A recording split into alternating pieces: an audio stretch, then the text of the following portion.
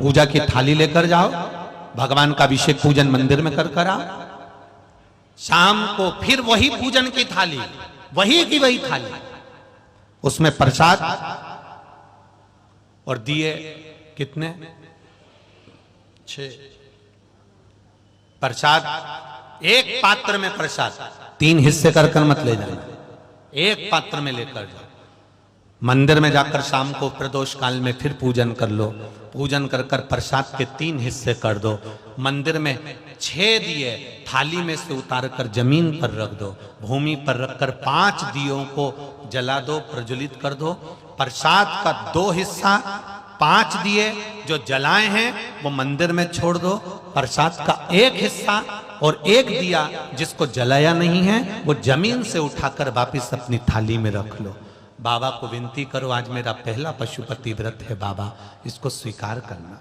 मीठे का प्रसाद लेकर जाना है, घर में बना कर लेकर जाओ, उतना ही बनाना जितना मंदिर में लेकर जा रहे हो, उसके 3 हिस्से करने के लिए, ज्यादा मत बनाना। पति पत्नी भी अगर व्रत साथ में कर रहे हैं तो दोनों का प्रसाद अलग अलग बनना चाहिए। कढ़ाई को वापिस साफ करना, फिर पति के लिए वापिस बनाना। कई लोग एक ही कढ़ाई में हलवा ज्यादा बना लेते हैं, सीरा ज्यादा बना लेते हैं या खीर ज्यादा बना लेते हैं और उसमें से आधा हिस्सा पति के लिए निकाल देते हैं, आधा खुद ले जाती है। अब तुमने पहले ही तो कढ़ाई में से 2 हिस्से कर दिए तो उसका कोई फल नहीं मिलेगा। आप जितना बना रहे हो वो एक उपास के लिए होना चाहिए। पति का उपास है तो उसके लिए फिर दूसरा बनाओ, उसके 3 हिस्से फिर अलग। मंदिर में पहला व्रत करो, भगवान से विनय कर कर आइए।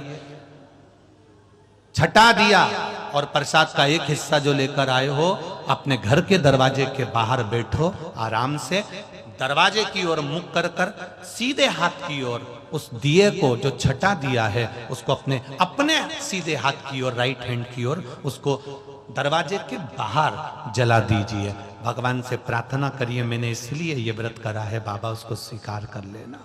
पहला व्रत कर कर घर में जाकर भोजन करो। भोजन करते समय सबसे पहले जो प्रसाद का 1 हिस्सा लेकर आए हो, पहले उस हिस्से को पूरा खाइए, उसमें से किसी को मत दीजिए।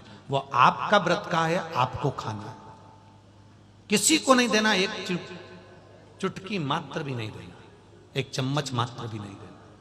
पहले मीठा का प्रसाद खाओ, उसके बाद भोजन करो। भोजन में ये जरूरी नहीं है कि आप मीठा ही खाना है। सुबेरे फलाहार भी कर सकते हो, भूखे रहते नहीं बने तो सुबह आराम से फलाहार करो, नमक का फलाहार करो, कोई मना नहीं कि तुम मीठा ही पूरा खाओ, आराम से। पर भोग मीठे का लो। अन्न भोजन जब भी करोगे तो सुबह नहीं करना है, वो प्रसाद जब खा लोगे उसके बाद करिए।